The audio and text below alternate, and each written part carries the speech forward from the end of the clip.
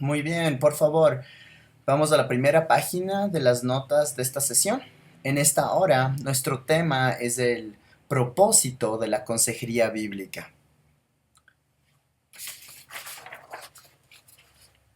El Evangelio de Mateo concluye con lo que a menudo se conoce como la Gran Comisión.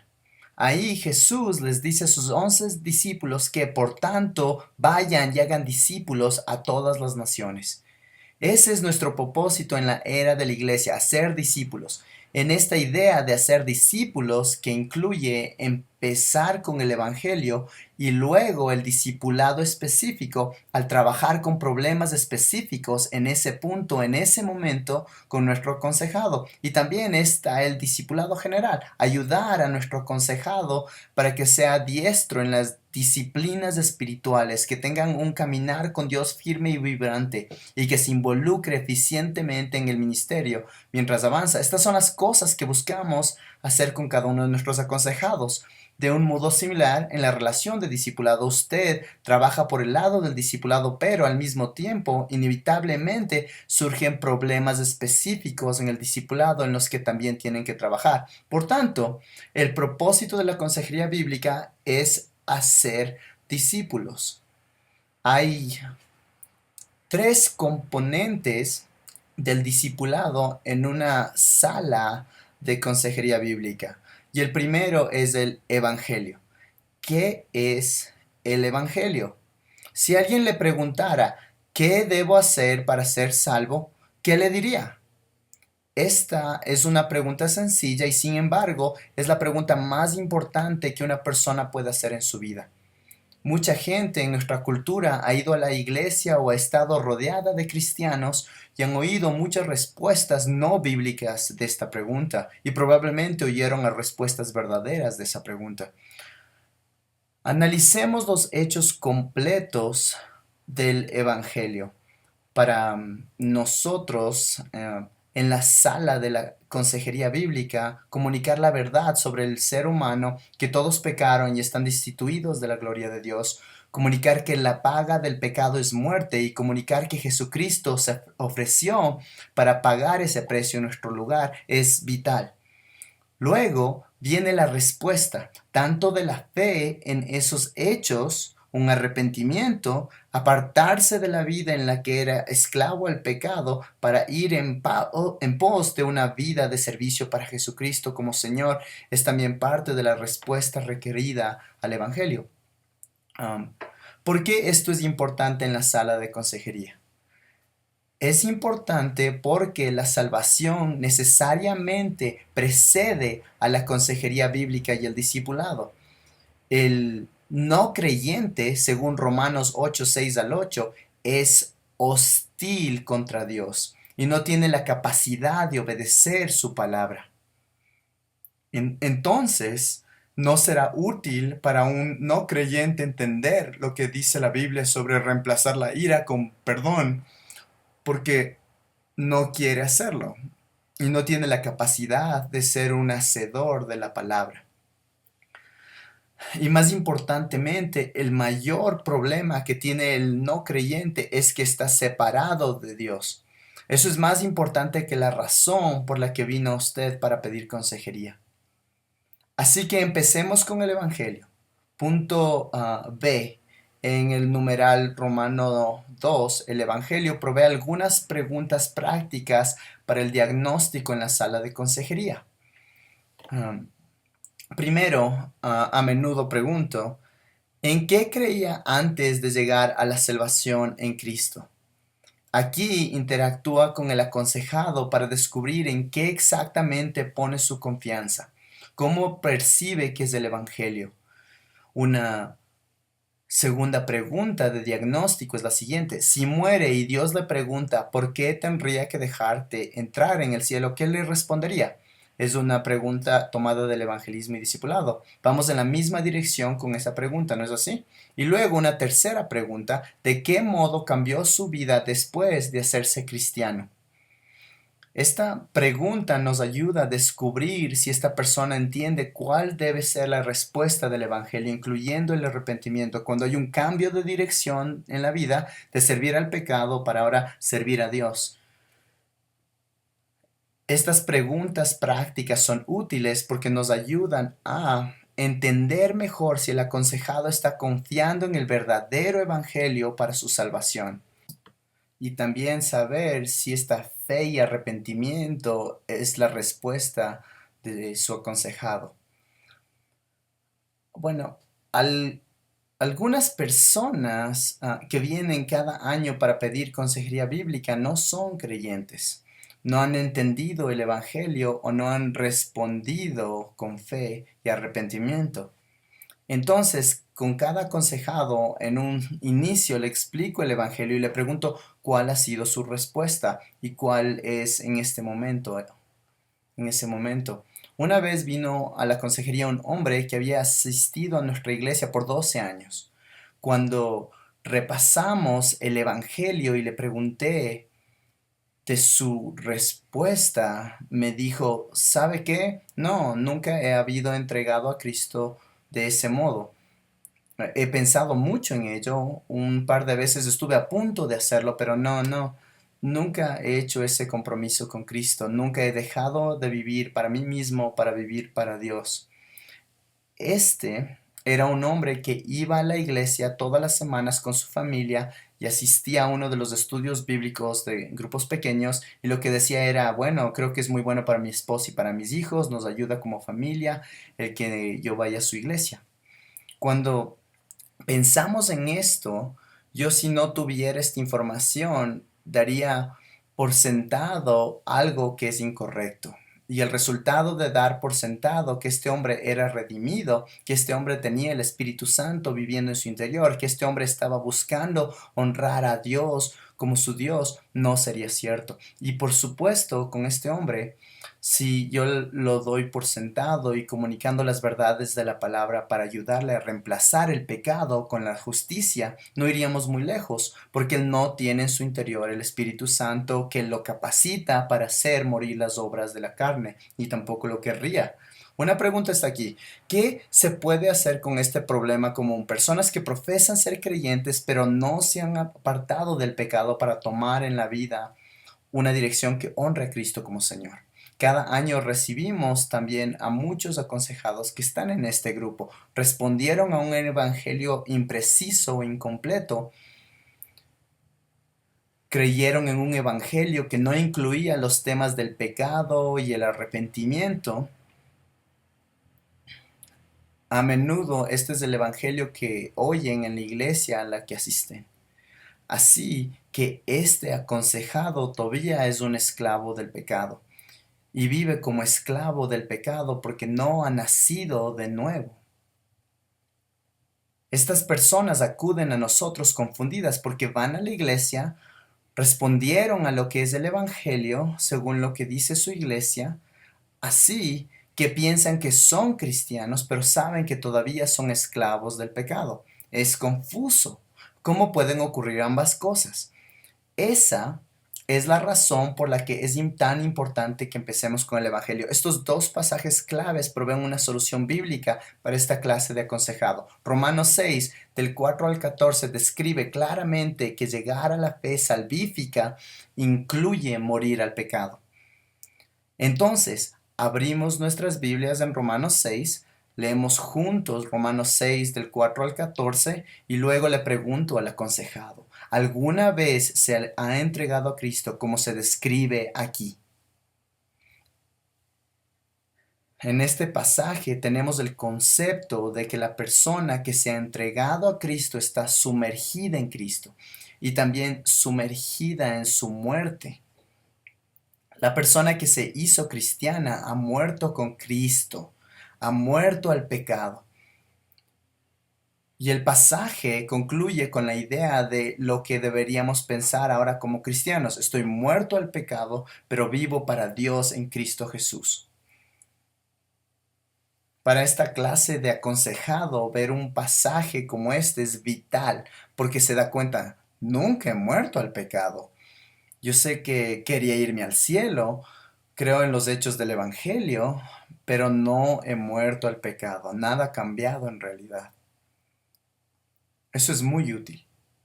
Otros diagnósticos útiles o un pasaje útil para preguntas de diagnóstico es Romanos 8 del 6 al 13. Lo leen juntos y después le hacen una pregunta: ¿cuál de los dos es usted? En referencia a la clara descripción que hace el pasaje de aquellos que viven en la carne, que no son salvos, y los que viven en el espíritu, los cristianos. Esto es crucial en nuestra cultura porque cuando salen las encuestas que dicen que el 86% de los estadounidenses creen que son cristianos, en la práctica cotidiana, en las conversaciones diarias que tienen probablemente con unas 100 personas en su vida, probablemente no hay 86 que se hayan entregado a Cristo y hayan respondido al Evangelio en fe y arrepentimiento. Muchas de estas personas vienen a consejería. Empezamos con el Evangelio. ¿Qué podría ser más importante? Y qué gran gozo viene cuando las personas oyen el Evangelio y Dios hace lo que solo Él puede hacer. Él convence su corazón de pecado, Él habla a su corazón y la respuesta al Evangelio ese día en su oficina es fe y arrepentimiento. Gloria a Dios por esos momentos. Los tenemos todos los años en el Centro de Consejería Bíblica del Valle, donde yo aconsejo. Los numerales romanos 3 y 4 son discipulado específico y discipulado general. Si el aconsejado nace de nuevo, tiene la capacidad de convertirse en un discípulo. Por tanto, las siguientes dos secciones de nuestro estudio abordan dos componentes de cómo ayudar a alguien a convertirse en un discípulo firme. Para nuestro estudio usaré los términos discipulado específico y discipulado general, para describir dos aspectos distintos del propósito de la consejería bíblica, que es hacer discípulos. Llamaré discipulado específico a la necesidad particular de ayudar de la palabra de Dios para lidiar con circunstancias y conflictos del corazón en una forma que honra a Dios. Entonces, aquí vemos una necesidad o problema particular en la vida del aconsejado y este debe entender lo que dice la Escritura al respecto. Ese es el discipulado específico. Se presenta de diferentes formas. Primero, los Tesalonicenses 5:14 tiene tres categorías. La primera es el pecado. Le ayudamos al cristiano a reemplazar el pecado con justicia. Luego están los desalentados. Esto puede ser el creyente inmaduro que no conoce en realidad las promesas de la palabra de Dios o la verdad que corresponde a este asunto en su vida. Así que lo fortalecemos con las escrituras. Y luego está el débil. Puede que sea débil en su confianza en Dios o puede ser débil en la comprensión y aplicación de la palabra de Dios. Ya sea el problema pecado, desaliento o debilidad, la solución está en la palabra. Y este estudio detallado de lo que dice la palabra sobre las circunstancias, los conflictos del corazón que están involucrados de su respuesta, esto es discipulado específico. Defino el discipulado general como las prácticas que se enseñan en la Biblia que son necesarias para el mantenimiento de la piedad y el crecimiento hacia la madurez espiritual. Entonces, el discipulado específico le permite al cristiano manejar bíblicamente una circunstancia particular en la vida y el discipulado general incluye los métodos de la Biblia para incrementar la obediencia a Dios. Es algo así. Si usamos el ejemplo del dinero, el discipulado específico sería hacer que una persona deje de gastar $300 por semana apostando en el fútbol, y discipulado general sería ayudarle a este hombre y a su esposa para que desarrollen un presupuesto realista y se rijan a él. Si fuera cabello, esto es para ustedes damas, si fuera cabello, el discípulo específico sería que se pongan los productos necesarios para corregir un problema grave y el discipulado general sería lo que se pone en el cabello para que se vea saludable y con cuerpo todo el tiempo muy bien. Sí, muy bien. Soy realmente un experto en este tema. Ya pueden captar la idea. Si fuera su cuerpo, el discipulado específico sería que tienen una fractura abierta. Se le rompió un hueso que se le sale por la piel. El discipulado específico es cuando el doctor le arregla en la posición correcta y le pone un yeso. El discipulado general es que va al gimnasio 3 veces por semana y come alimentos saludables, algo así. Esa es la idea con estas dos cosas. Ambos son necesarios para equipar a los discípulos para ser maduros en Cristo. Vamos a la siguiente página, en el numeral Romano 3, y observemos esto que llamamos discipulado específico con más detalle.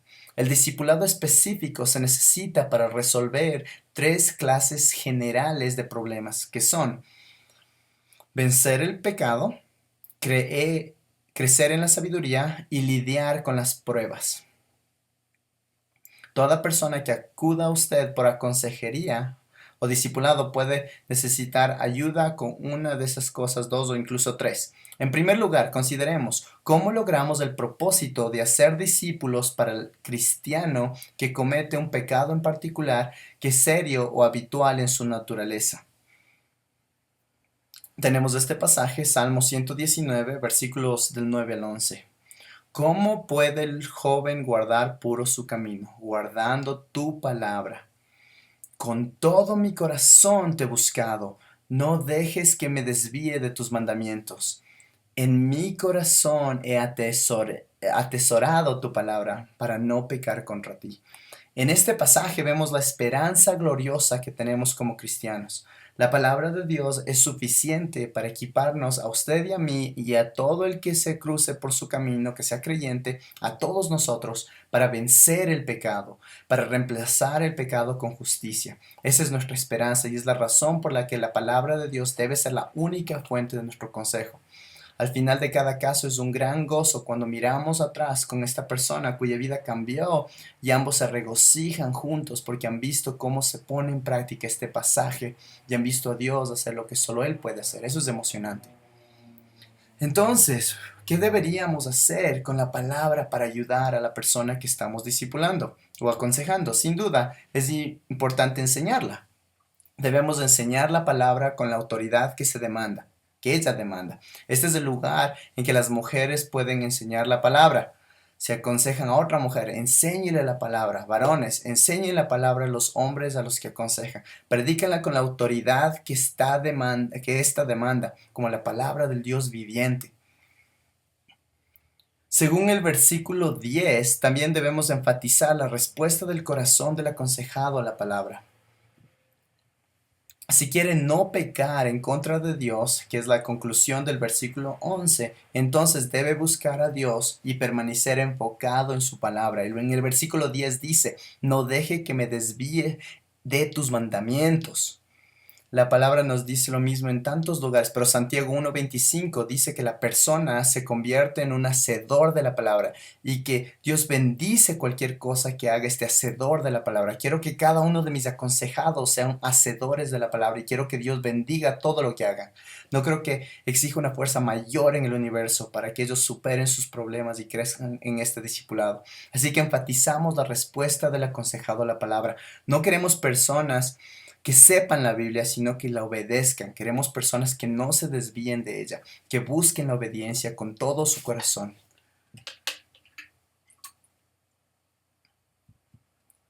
En el versículo 11 nos dice que memorizar la palabra también será valioso. La frase que se usa es, en mi corazón he atesorado tu palabra para no pecar contra ti.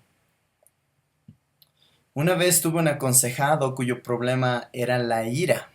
Él se enojaba con su jefe, se enojaba con todas las demás personas que conducían por la autopista, se enojaba con su esposa cuando ella pecaba, se enojaba con muchas personas. Esa era su lucha, era un hombre iracundo, estaba enojado todo el tiempo. Él era un hombre bien macho, no trabajaba sentado en una computadora pensando todo el día en palabras. No quiero ofender a los que se dedican a eso, pero él trabajaba con sus manos, trabajaba con acero en los rascacielos. Era la clase de hombre que salía súper temprano para llegar al trabajo todos los días, unos 45 minutos antes, para que nunca estar tarde. Para este hombre, am, como las palabras no eran lo suyo, cosas como diarios o escribir sus aplicaciones no eran posibles para nada. Le pedí que hiciera el diario una semana y regresó con una hoja con 12 palabras escritas y me dijo, me tardó, me tardé 45 minutos para hacer esto. Entonces me di cuenta de que eso no era útil para él. Pero esto, el atesorar la palabra en su corazón, era todo. Este hombre memorizó 6 versículos, eso fue todo. Pero para cada uno de esos 6 versículos, él encontró 6 versículos sobre la ira, golpeaba con el martillo la cabeza del clavo por los que luchaba.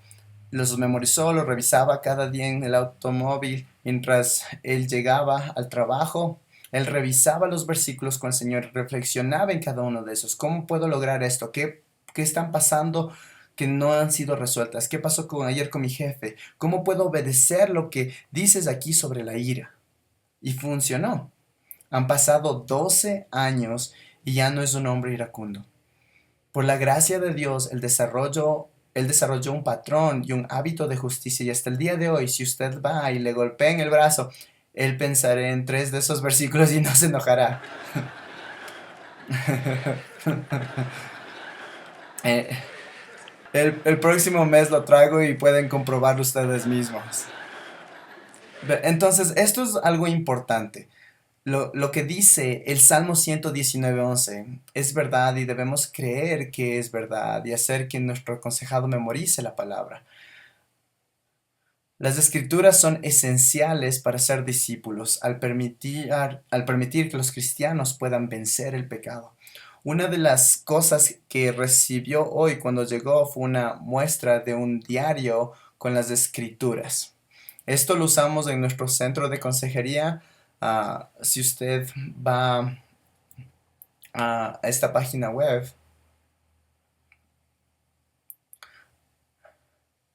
la dirección está escrita en algún lugar de su bosquejo. Ahí podría conseguir varios de cómo estas herramientas funcionan. Que vean cómo funciona esta herramienta. El foco de esta nación aquí es la palabra de Dios y su aplicación. En este caso aquí tenemos la ira, tenemos sabiduría relacionada con la ira, sección 1, sección relacionada con la ira, sección 2. Esta sección son grupos de versículos de proverbios sobre la ira, su causa, con qué reemplazarla, distintos hechos y verdades sobre la ira. Y luego la tercera sección de la escritura es para reemplazar la ira, versículos en particular que hablan sobre cómo reemplazamos la ira con justicia y lo que hacemos en lugar de enojarnos. Lo que le pido a la persona que haga, si estoy trabajando con alguien a quien le gusta mucho las palabras que al hombre que hablé antes, lo que hago es le doy esto, de modo que todos los días revisa todos los versículos en la sección 1, la sección 2 o la sección 3, revisa estos versículos y piensa en cómo se aplica a los conflictos del corazón, las circunstancias y las relaciones en su vida. La persona evalúa todas estas cosas que tienen que ver con la ira basada en la escritura. Y luego hago que todos los días llene el diario de la ira. Dele un vistazo a la tercera página de ese grupo de papeles. Mi aconsejado describe todos los días aquí qué pasó justo antes de haber sido tentado con la ira. La lucha de esta persona con la ira es pensar en el momento más difícil en su día, justo antes de sentirse tentado a enojarse. ¿Qué pasó? Y lo escribe, entonces lo escribe. ¿Y qué estaban pensando? ¿Qué pensamos? Se me cruzaron por mi mente cuando eso ocurrió, eso pienso y lo escribo. ¿Qué emociones está sintiendo?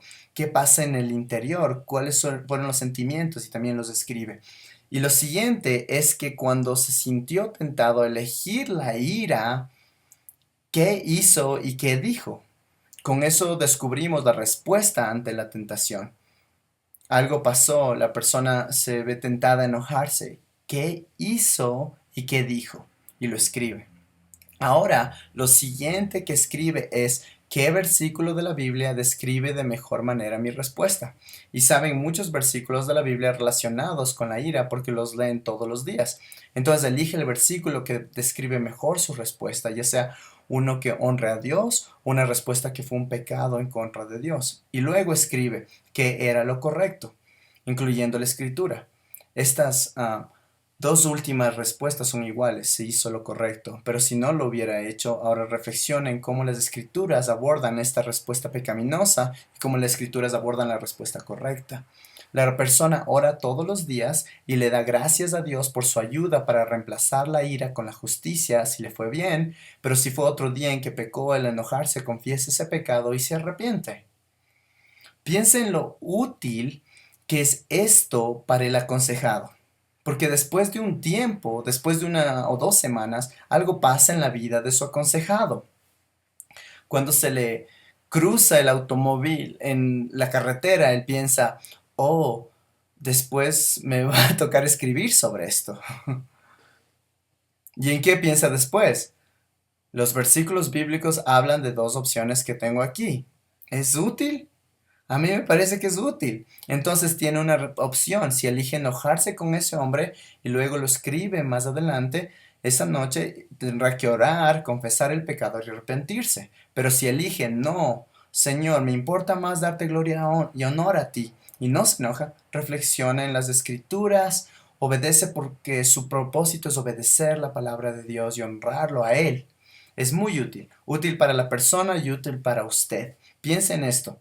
El aconsejado iracundo, del que usted tiene un poquito de miedo cuando llega cada semana, ¿verdad? Porque usted sabe, el aconsejado iracundo le entrega 7 de estas hojas cada semana. Y después de 3 semanas de leer todo esto, usted entenderá bastante bien a su aconsejado, ¿no cree? Esto le ayuda para que planifique y se prepare bien para predicar la palabra de modo que dé justo en el clavo, que llegue a los ídolos del corazón de su aconsejado durante las sesiones de consejería juntos. Por tanto, en una herramienta útil en este proceso de discipulado específico y para conectar a su aconsejado o a la persona que está discipulado con la palabra de Dios. Analicemos el punto B. ¿Cómo crecer en sabiduría? Salmo 119, versículos 98 al 100. Este pasaje dice, tus mandamientos me hacen más sabio que mis enemigos, porque son míos para siempre. Tengo más discernimiento que todos mis maestros, porque tus testimonios son mi meditación. Entiendo más que los ancianos, porque tus preceptos he guardado. Esta es una esperanza increíble, porque ya sea que su aconsejado tenga 15 años o 40 o 60, si crece en sabiduría, si entiende la verdad de la palabra, este es el resultado, este es el gran resultado. Será más sabio que sus enemigos, tendrá más discernimiento que sus maestros y entenderá más que la gente que ha vivido mucho más tiempo. Eso es bueno. Entonces hay una poderosa esperanza para el cristiano que acuda a usted con cualquier clase de problema. Pensemos en cómo podemos ayudar a equipar a nuestro aconsejado para que realmente entiendan bien la palabra. Me gustaría que tomemos 1 o 2 minutos para ver a la siguiente página, la página 89, y los libros enumerandos bajo recursos. Le voy a mostrar un par de ellos y le explicaré por qué son recursos útiles para usted como consejero. En primer lugar, hay un par de libros llamados Quick Reference Guides. Hay uno para aconsejar a mujeres, escrito por Patricia Miller. Es una señora genial que vive en Kansas City. También está El General, que es el primero, escrito por John Cruz. Este hombre fue un pastor por muchos años, tiene 98 años y lo que hace en su tiempo libre es que va al hospital y comparte el evangelio con otros hombres. Lo que estas dos personas han hecho fue arreglar por temas diferentes colecciones de la escritura. Entonces, mujeres, si trabajan con una dama que está luchando con la comunicación o su forma de hablar, ella escribió aquí como 10 aspectos diferentes de la lucha con versículos que tratan cada uno de ellos. Si no está segura de cómo determinar la voluntad de Dios, hay versículos que lo describen.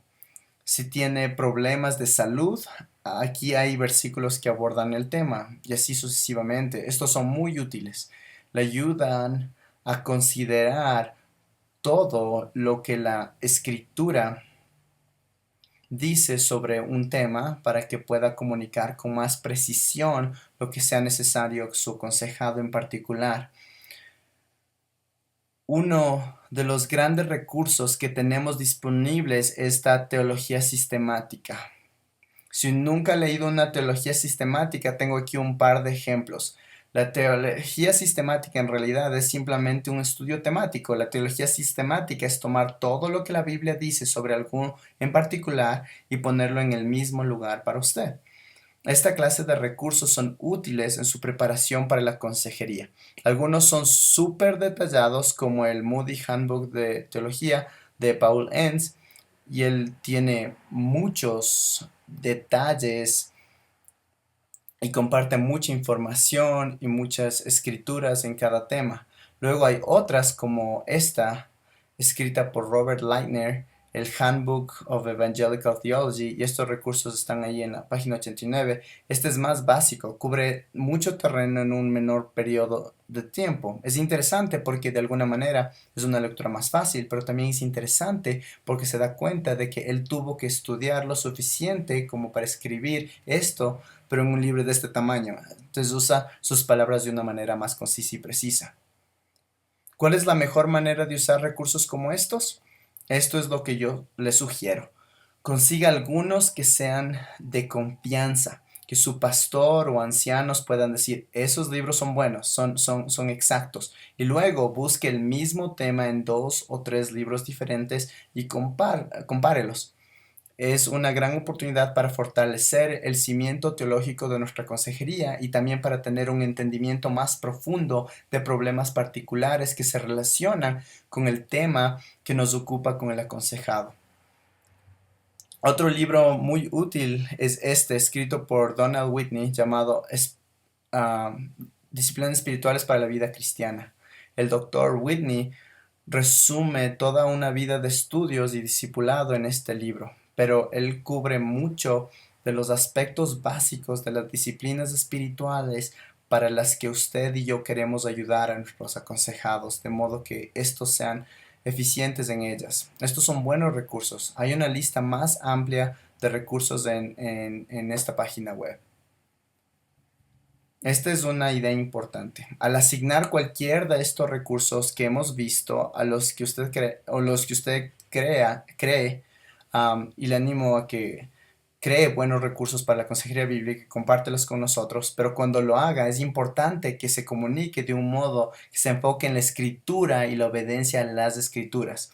No lo que usted dice o lo que esa persona dijo en tal libro, no las palabras o expresiones de los autores, sino la palabra de Dios en sí misma. Esa es la fuente para crecer en sabiduría. Esa es la fuente para vencer el pecado. La tercera necesidad principal para el discipulado específico es para el cristiano que está luchando con la adversidad. Mire el punto C en esa página. Dice, ¿cómo lidiar con las pruebas? ¿Cómo lidiar con las pruebas? El Salmo 119, 105, 107, 109, 112 dice lo siguiente. Lámpara es a mis pies tu palabra y luz para mi camino. Estoy profundamente afligido, Señor, vivifícame conforme a tu palabra. En peligro continuo está mi vida, con todo no me olvido de tu ley. Los impíos me han tendido lazo, pero no me he desviado de tus preceptos. Tus testimonios he tomado como herencia por siempre, porque son el gozo de mi corazón. He inclinado mi corazón para cumplir tus estatutos por siempre y hasta el fin. Esto describe la meta que queremos alcanzar con esa persona a la que discipulamos o aconsejamos en medio de la adversidad. Y el autor de este salmo está en medio de la adversidad. Analicemos las 3 secciones. Primero, el versículo 105. Hay esperanza a causa del poder de la palabra de Dios. Su palabra transformará esta temporada confusa y difícil de pruebas en un conjunto de circunstancias que se entienden fácilmente. Es como prender la luz. De repente ya no es tan confuso ni oscuro. Su amigo ve todo claramente a causa de la verdad de la palabra de Dios. Su palabra no solo iluminará las circunstancias en la dificultad, sino que también le mostrará a su aconsejado cuál es el camino a seguir. Su parte es supervisar ese proceso. Usted debe confiar y creer totalmente que Dios hará su parte. Él hará que la palabra sea luz en la vida de su aconsejado. Crea que eso es verdad y luego comunique claramente las escrituras abordando el problema del aconsejado. Metafóricamente hablando, usted anda con él por este camino de obediencia a la palabra y de confiar en la palabra. La segunda sección son los versículos 107, 109 y 110. Esta persona está profundamente afligida, dice en el versículo 107, pero la decisión que toma podría resultar en una extensión de su vida o el fin de ella, según el versículo 109. Y luego está el versículo 110. Los malvados tratan intencionalmente de atraparlo. Al leer estas líneas, pídale a su aconsejado que describa sus dificultades particulares. Escuche, entienda, preocúpese por lo que pasa con él. Pero luego hágale volver a esa persona en el Salmo 119. ¿Cuál es la respuesta del salmista ante esta adversidad? Primero le pido a Dios que lo reviva. En el versículo 107, él busca la fuerza del Señor para sobrevivir. Y luego, aun cuando su vida está en peligro, no se olvida de la palabra de Dios, según el versículo 109. Enséñele a su aconsejado que haga eso. Y luego en el versículo 110, aun en medio de este inmenso peligro, cuando la gente está detrás de él, no se desvía de la obediencia a las escrituras.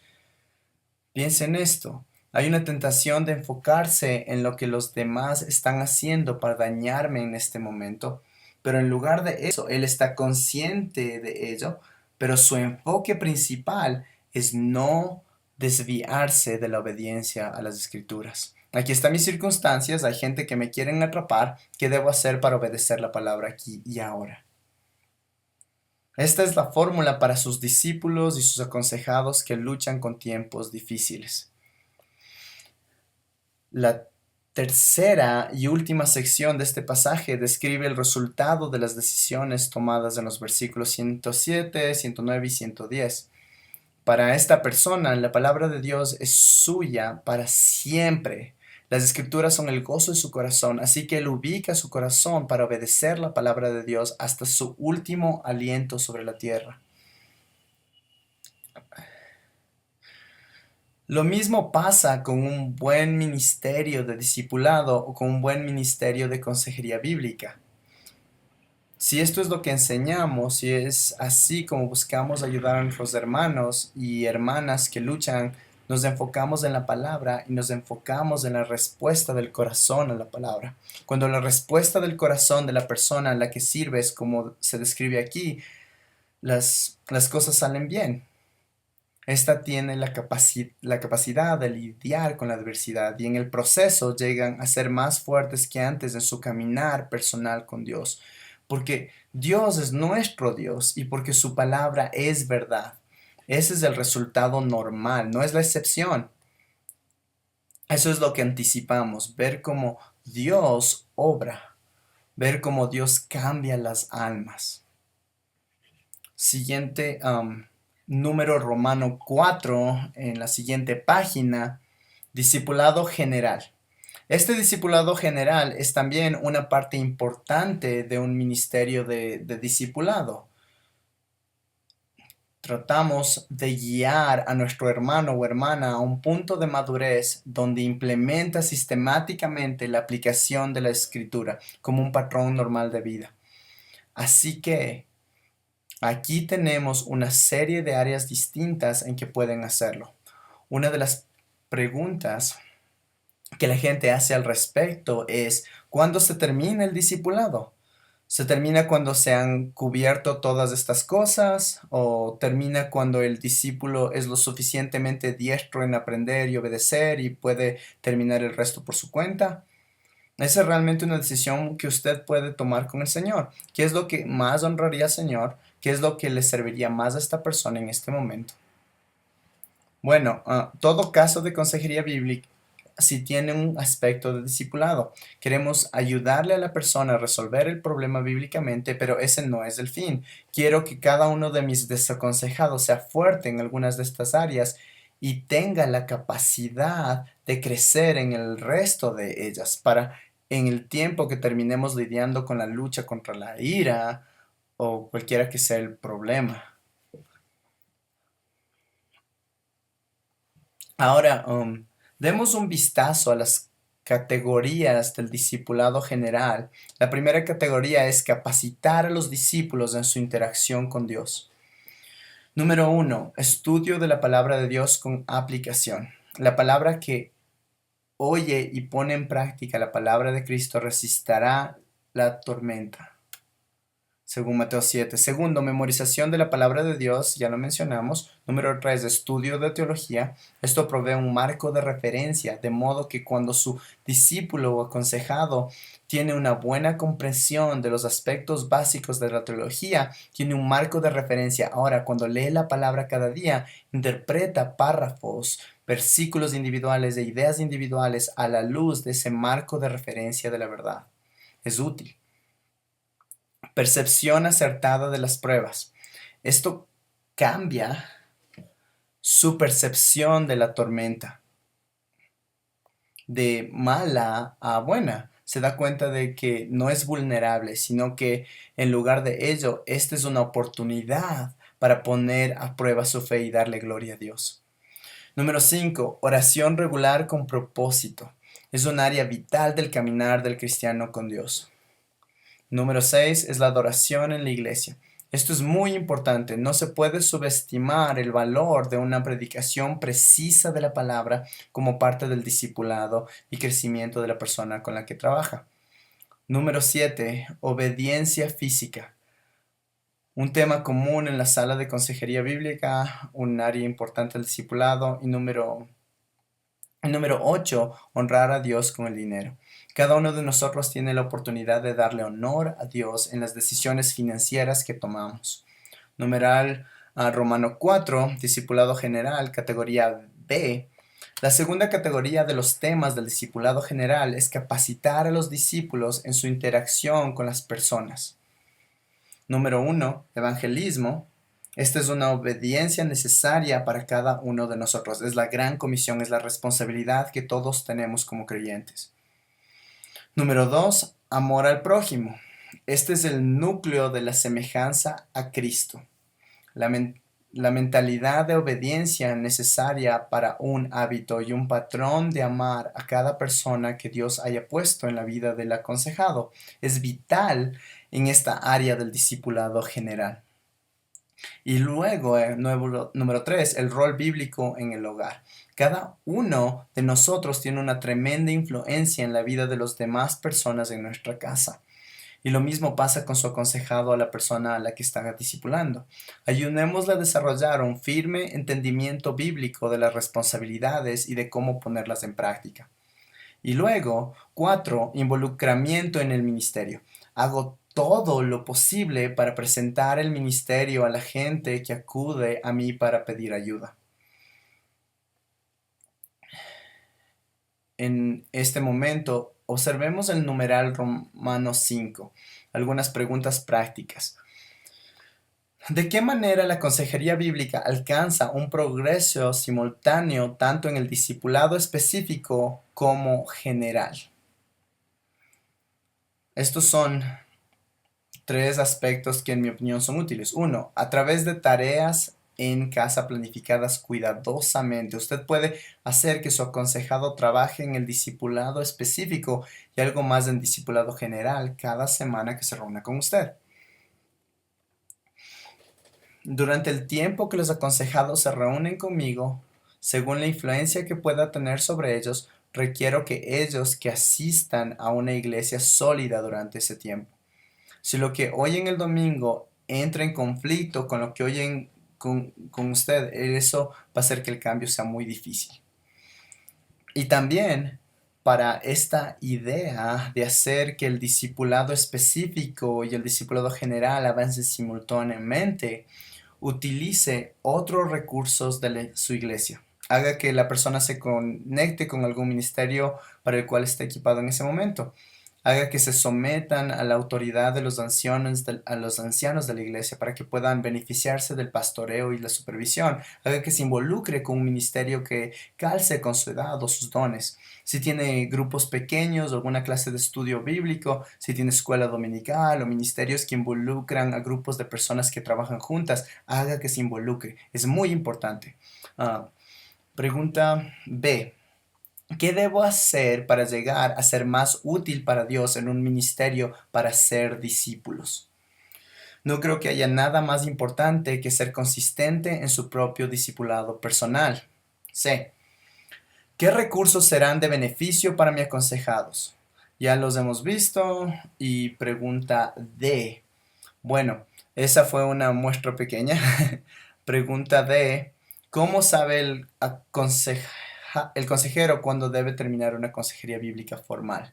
Me parece que estos son 3 buenos criterios para esta pregunta. 1. El problema que se presenta está solucionado. 2. El aconsejado utiliza la escritura para lidiar con otros problemas en su vida. En otras palabras, nos reunimos con esta persona y él le dice durante su sesión de consejería: por cierto, el otro día tuve esta discusión con mi esposa que sacó a flote este problema que habíamos tenido por bastante tiempo, así que busqué en las escrituras para tratar de ver cómo la Biblia aborda este problema y cómo debo discutirlo con mi esposa y cómo debemos tomar una decisión al respecto. Estos son los versículos que tuvimos la conversación, así está cómo me fue. Eso hice. ¿Qué te parece? Eso le dice mucho, ¿no es cierto? No solamente está cambiando y creciendo y llegando a ser más como Cristo en el problema que se presenta, sino que está en este punto de madurez en su uso de la escritura que puede aplicarlo a otras cosas.